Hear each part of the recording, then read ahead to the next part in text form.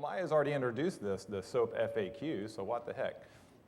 And while Chris is loading that up, I'm going to just go ahead and tell you that where this comes from. She told you briefly, as secretary for the Society of Obstetric Anesthesia and Perinatology, I don't have a lot of responsibilities, but one of them is to answer questions from the membership. And I, of course, can't do it all by myself. I get a lot of help. I triage these questions. And so what I've done is, in response to a lot of the evaluations we get, one of those little items is how relevant was this lecture to my practice, that sort of thing. I thought the only way we could make things as relevant as possible is actually take the questions that you want, the things that are foremost in your minds, and put them in the form of a lecture. So hopefully this is relevant to at least most of you. And question number 1 is, should laboring women be allowed to eat? Now, of course, this is a balance. I have a schematic here of rocks being balanced, and on one side there are 5 rocks, which you can see don't carry that much weight, but they do carry weight to a lot of people, the mother in labor especially. Labor is a workout. There are caloric requirements going up and during labor, and it makes women uncomfortable to not be eating or drinking during that time, but it also can cause ketosis, dehydration if they're not drinking enough, and even electrolyte abnormalities have been described. On the other side there, though, you see one rock. It's not as large, but carries a lot of weight, and that is the risk of pulmonary aspiration. Now, I think that this schematic is very representative because pulmonary aspiration is extremely rare, but it can be a grave complication when it does occur. Now, when we debate this and make policies for our labor and delivery wards, sometimes it feels like it's us against the world. The World Health Organization, the American College of Nurse Midwives have actually made statements that are counter to what the ASA and others have put out, who are trying to protect the mother in the interest of, again, protecting against pulmonary aspiration. I put others there without naming acronyms because this is being recorded and I don't want to go on record that there are no formal statements from other groups, but others have made statements that have been in editorials and in other places that are counter again to what we want and what we're trying to do to protect women in labor. So here's the actual question. I've paraphrased it to protect the innocent. It might actually be one of you in the audience there who sent this in just a couple of months ago. And I also paraphrased it to take out the expletives.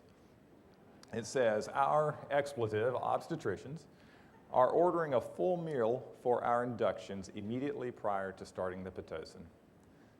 Is this okay? So of course the obstetricians don't want to be the bad guy, and they know that anesthesia is not going to let them eat anything after the induction starts and when they come into labor and delivery. So they have been ordering a full meal for them, then they start the Pitocin. Well, I like to go with the ASA guidelines, and they do state that oral intake of a modest amount of clear liquids may be allowed for uncomplicated laboring patients. You have to decide for yourself in your practice what modest means and what uncomplicated means. But unequivocally, solid foods should be avoided in laboring patients. And this is what I advise. All right, question number 2. How much blood should I inject in an epidural blood patch?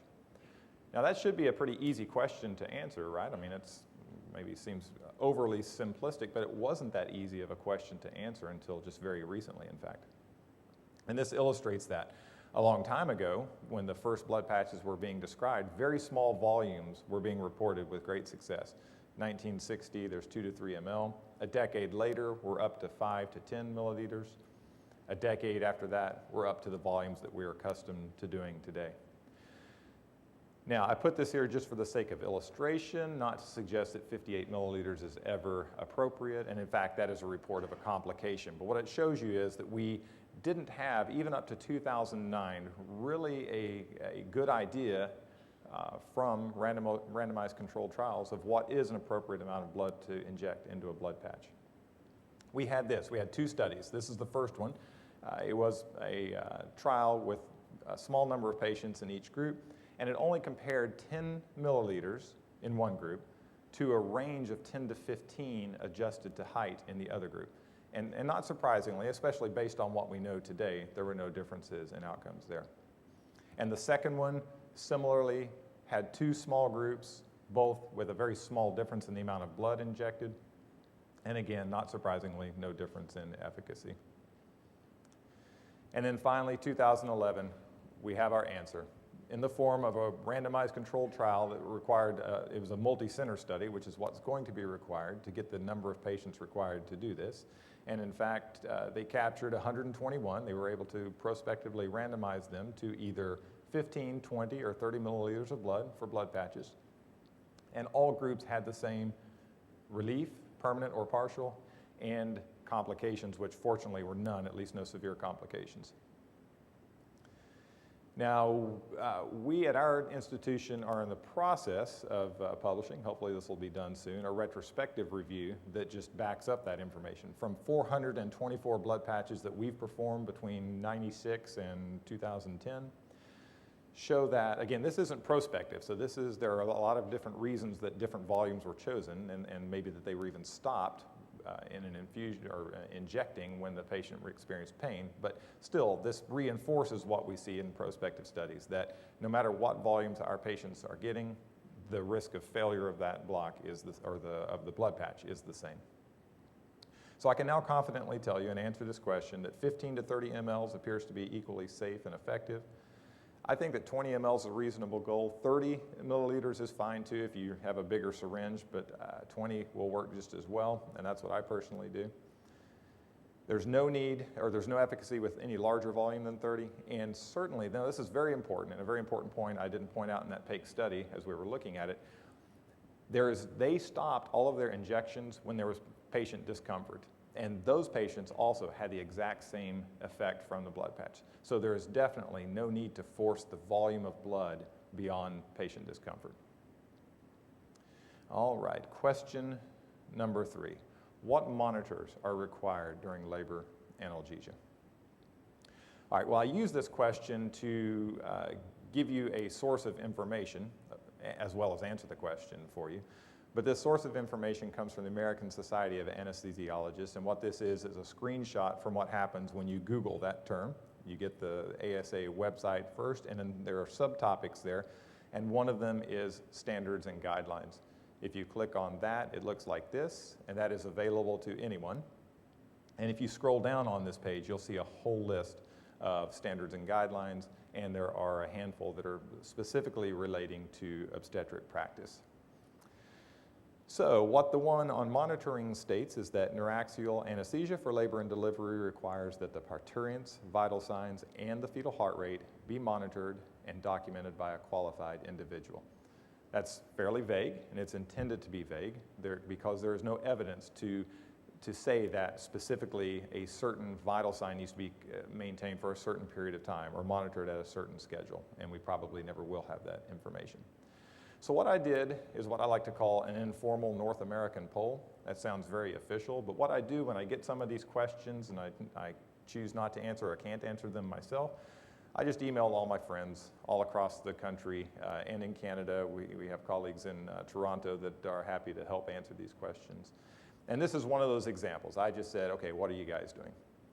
And it turns out that we're all doing about the same thing. So I can tell you with confidence that we're monitoring fetal heart rate as practical. I mean, of course, it is difficult sometimes to get them in a good position and monitor fetal heart rate at the same time. And then for maternal vital signs, every 2 to 3 minutes for a period of 15 to 20 minutes on initiation of a block or after the last intervention, such as a redose. Because we know that blood pressure usually will go down within the first few to several minutes, but it can go down after that.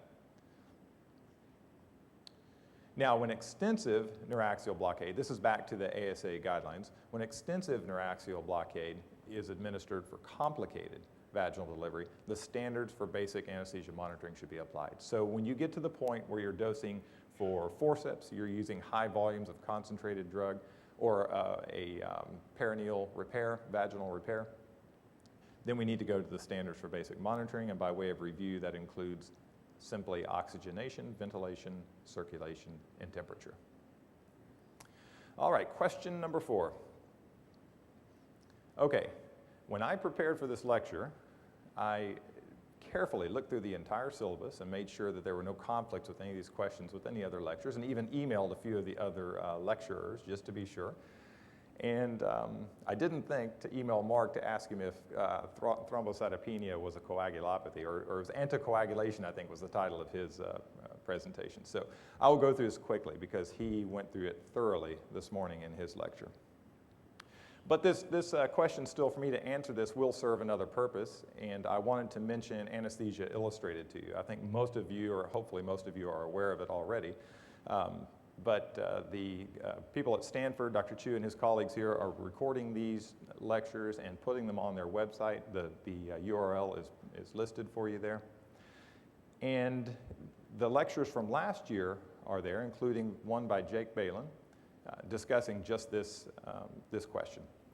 So if you want the 27-minute answer, I recommend you go to anesthesiaillustrated.com and look at Jake Balin's excellent lecture. I could not possibly do any better than that in the 2 minutes I have to answer this question.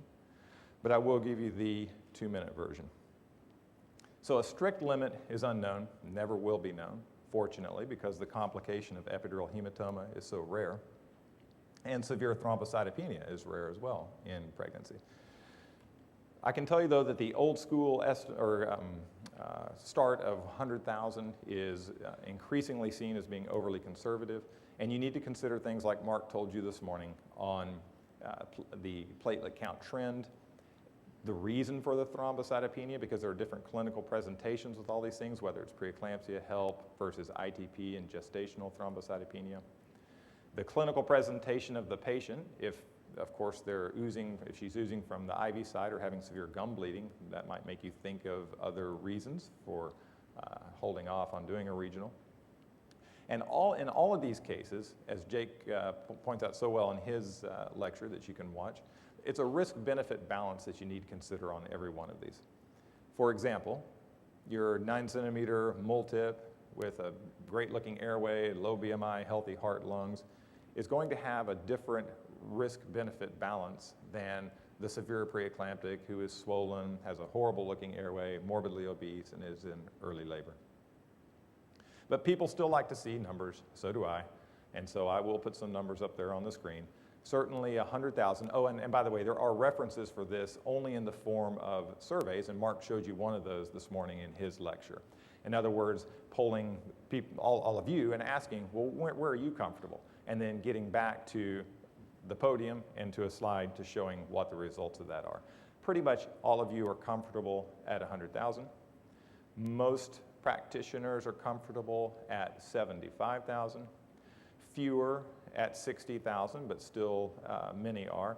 When you get to 50,000, that's where people start becoming very uncomfortable, and I won't even post or mention numbers below 50,000. Okay, question number 5. What recommendations do you have for an IV PCA? Now this one I did recognize a conflict with one of the other lecturers, again Mark's, and I know that he talked in detail about Remifentanil, but I'm still putting one slide up there just because I didn't want everyone to say, well, don't you tell people about IV Remifentanil when they ask about a PCA? So there it is. And I rely on Dr. Balke and colleagues' work that they've done, because they've done extensive work on IV PCA Remifentanil in Toronto. And this is the recommendations they give: a basal rate of 0.025 to 0.05 mics per kilo per minute with a bolus dose of a quarter mic per kilo, lockout of 2 minutes, and a 4-hour limit of 3 milligrams. Very similar to the information that Mark showed you this morning. Now, he didn't talk about fentanyl, so that's what I will do for you. And this is what we use most frequently at Wake Forest. Of course, you can't read that. I don't expect you to. I'm just showing you that, just like Mark did with his Remifentanil order set, to show you that we have a standardized order set. And I want to re-emphasize what he told you this morning, how important that is to have standardized orders set up.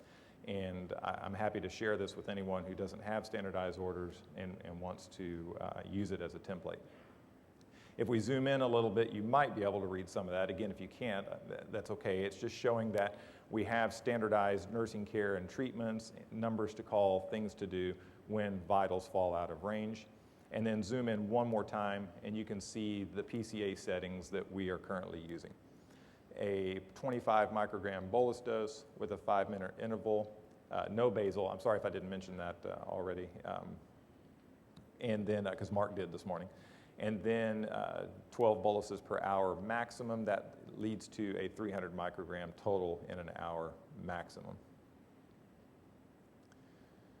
Okay, question number 6 isn't really a question in and of itself, but is a group of questions I just categorize as what is everyone else doing? And just like with the platelet question and the monitoring question to point at resources to you, I'm using this as another way to point out a very good resource for you for these kinds of questions that we get frequently. These questions are things like, what is epidural rate? What is the epidural rate in other institutions? What is the CSE versus epidural rate? How many people are doing CSEs? How many people are allowing ambulation with CSEs? And these sorts of things. And the resource is Dr. Buckland, Brenda Buckland, and Joy Hawkins and colleagues in Denver have published the Obstetric Anesthesia Workforce Survey. And if I didn't include it as a reference, I apologize. If it isn't, it's easy to Google this or do a PubMed search simply for the keywords in the title. Now, I talked to Brenda right before coming out here, and she has told me that they are in the review process right now with the latest workforce survey. This one is from 2005. They're going to have one published hopefully within a year, and so we'll have updated information that answers all those questions for us. Even if you don't have those questions, it's a good, I think it's a good article, a good resource to go look at, just to look through. There are some very interesting things you'll see in there that might surprise you. All right, and then I'm going to finish up with a bonus question. Is it safe to place an epidural through a tattoo? Now, I think a lot of people are laughing because in nodding heads, they've seen a lot of discussion, and we could do a lot of discussion on this at SOAP and at Saul Snyder meetings. The answer is yes, it is safe to place an epidural through a tattoo. I won't bore you with the discussion. And I'll admit to you also that the reason I brought this up is it's just an excuse to show you my handiwork and one of my favorite photographs with the patient's permission.